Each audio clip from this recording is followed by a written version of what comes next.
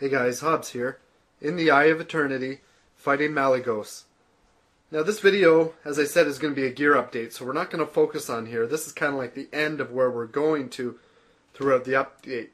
It's going to be over the last 20 days, and it's going to show how to, once you ding 80, some of the gear items you can get to get into Heroics, which then gets you into Nax, which then gets you here.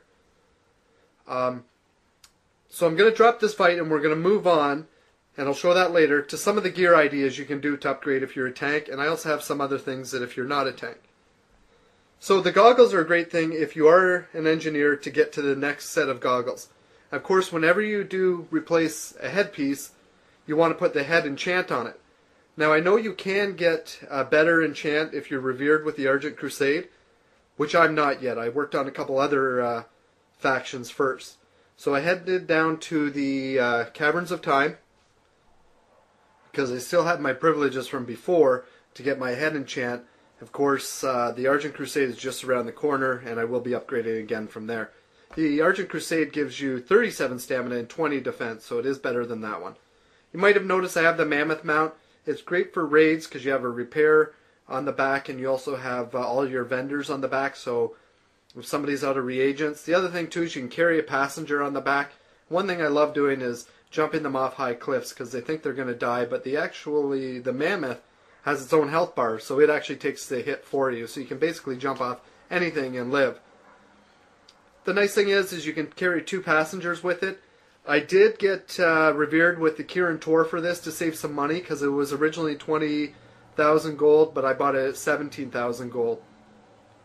I had the option of buying this the chopper, but the thing was I found the other one a bit more useful because you could carry 2 people instead of here seeing carrying 1, plus you had the vendors.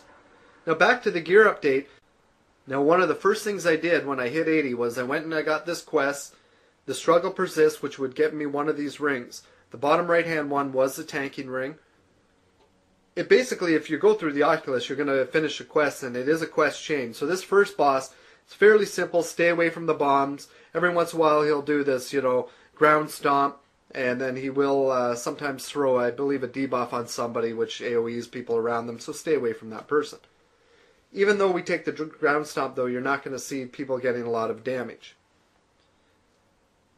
I wasn't sure if I was ready for Heroics yet or not, considering when I had left Burning Crusade, I had been in Tier 4, and I've had a few blue upgrades, which you've seen in the videos past. Oddly enough, this was my only non-heroic I did, and then I jumped right into heroics after this. I'm going to show all the gear that drops, guys, because it's not just the tanking gear, especially if it drops randomly off the boss, because I know not everybody who watches this is a tank. So after you complete that quest, it's going to actually open up the chain, which if you complete the Oculus, you're going to finish the quest regardless. So you got to kill 10 of these guys, which is going to unlock the shield around the next boss. You fly from platform to platform, killing the drakes around. And also there are some in the center ring as well. You'll see in the background here, the bubble there, see the little sphere? That's where the boss is at, and he's protected by that shield. So once they're all dead, you can fly right up to him. You'll see all these little glowing orbs around him. They're going to have periodically this arcane damage that comes to him. So basically stay out of the lines of lightning and you're going to do just fine. Now one of the fun things with new content is you never know what you're going to expect. So it's been a lot of fun actually having this whole Wrath of the Lich King upgrade. And I feel that we've hit it a lot harder than we did in Burning Crusade because I was more focused on endgame content, where Burning Crusade I was more focused on just Hobbs' way of pulling and power leveling people. As I get geared up, you're going to find I'm going to move back into that, guys, as well. So for those of you who are fans of the old style of Hobbs' way of pulling, don't worry, that will come back. It's just right now, I want to get that gear advantage and level advantage to try to make the pulls as big as possible for you. The second boss, after you clear all the platforms on the outside, you basically pull him backwards because you'll see the frost traps on the ground. You want to move yourself out of there. Every once in a while he's going to teleport to the center, which you see the pillars around the left hand side. you want to hide behind the pillars when he teleports to the center. Now this is our first time, so one person didn't understand, and you'll see they ran that way.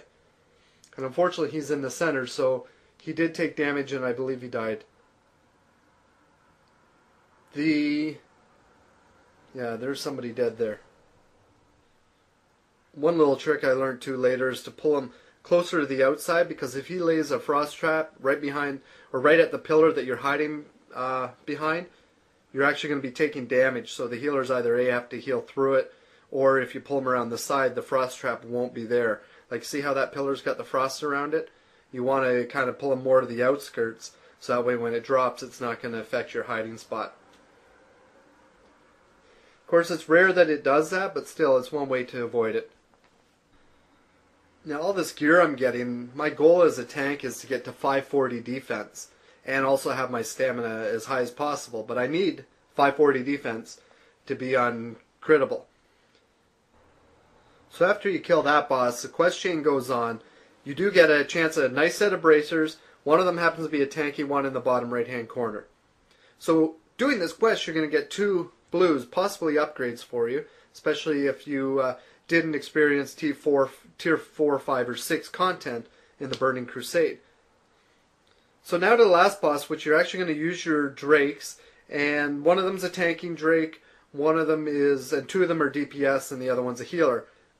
Our strategy was to use if you're a DPS, use a DPS. If you're a tank, use a tank. It's because what you're used to doing. You're used to healing, you're used to tanking, you're used to DPS. So that way, it was easy. You'll see we freeze them every once in a while, and when the drakes come, we've got 1 DPS assigned just to kill the drake saw, and then back onto the boss. Now, getting used to using drakes is handy, because as you'll see at the beginning of this video, we're fighting Malagos, and there is a point in the 3rd phase where you get to use drakes again. So he drops a cloth, chest piece, and a 2-hander weapon, which I did take the 2-hander. I haven't used it at all. I find being a prot pally, remember how I used to take out the 2-hander? Now I just find the 1 hand is fine, but it's always good to have. Got my bracers, then I started doing heroics. Started off with Heroic Utgard Keep and Heroic Nexus, because they are 2 of the easier ones. Now what I did at this point was I grabbed a sheet of paper, I put a column down the center, and on the left I went through each instance and I found out what upgrades I could get from heroic instances, because I was wanting to prepare my guy for Nax to tank, to be, 540 and as much as possible. And as I went through the different instances, if I saw I could get 1 gear or 2 gear upgrades in one, I'd put a 1 or a 2 beside that instance.